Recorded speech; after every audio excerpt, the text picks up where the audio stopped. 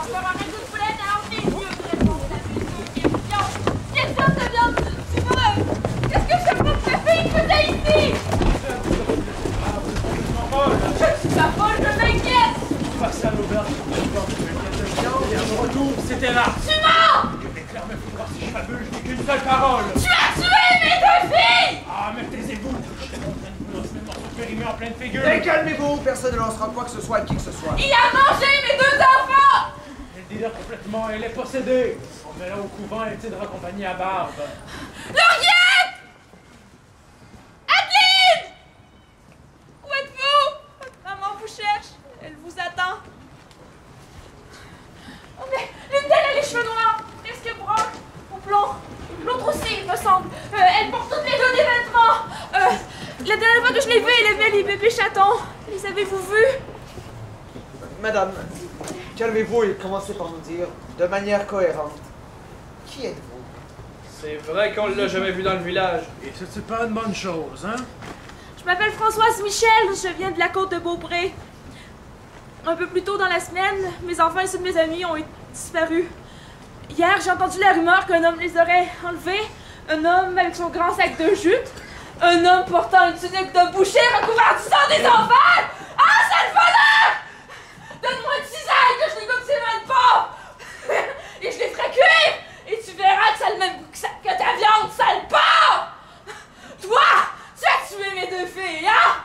Et vous les savez sans doute manger! Madame, je vous Vous en le prie. mangez Lâchez le couteau! À votre place, je m'expliquerai clairement au lieu de couiner. On n'a pas toute la soirée. J'allais le dire!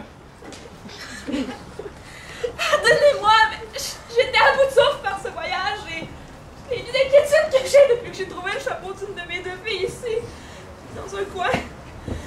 J'ai les nerfs à cran! J'ai l'impression de devenir complètement folle! Mais aidez-moi, je vous en supplie! Il dit que sa viande, c'est du bœuf. Mais tous ceux que j'ai interrogés à l'auberge s'entendent pour dire qu'ils n'ont jamais rien goûté de pareil.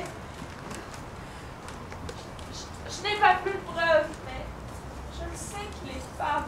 Je vous sauve de la famine, vous ne trouvez rien d'autre pour me remercier? Si ça se trouve, Ambroise avait découvert la vérité et il l'a tué. Ambroise est mort! Change pas de sujet. Quelle sorte de viande il s'agit? Vous vous rendez compte que sans moi vous crèveriez de faim? La famine nous menait à notre perte et moi la peine et le misère de trouver d'autres bêtes. Bande d'ingrats. Déjà que vous m'avez insulté à l'auberge, voilà que cette bonne femme vient me chercher des coups.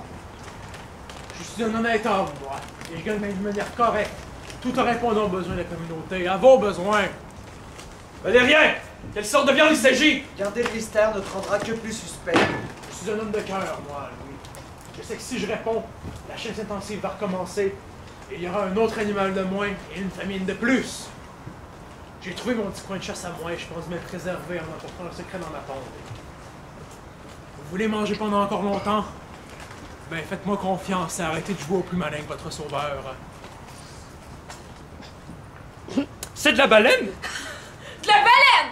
À Beauport! Inutile de chercher, vous ne trouverez pas. Bon, bref de puériles et vaines obstinations, ce boucher est accusé d'avoir tué Ambroise, qui avait sûrement découvert la vérité sur ces fameuses viandes de l'Immaculée Conception. Grotesque! Valérien, ton procès aura lieu à l'église en même temps que celui des autres suspects.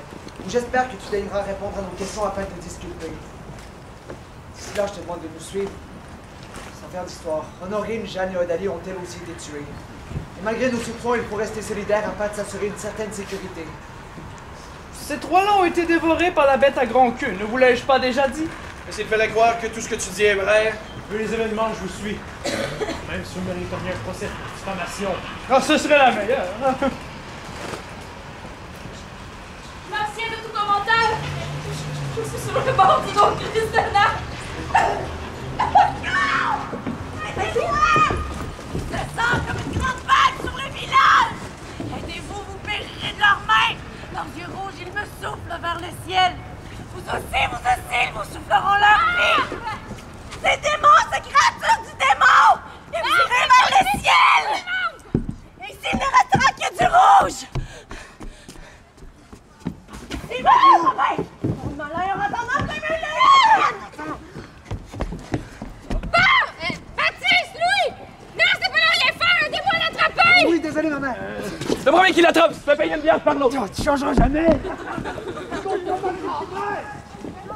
Comment a-t-elle fait pour s'échapper? Je me le demande, mon bon monsieur. Meran, auriez-vous recueilli de jeunes filles récemment? Les deux sont toujours ensemble. Je crois qu'elles sont blondes, les cheveux au milieu du dos. Elles ont des vêtements, des bottes.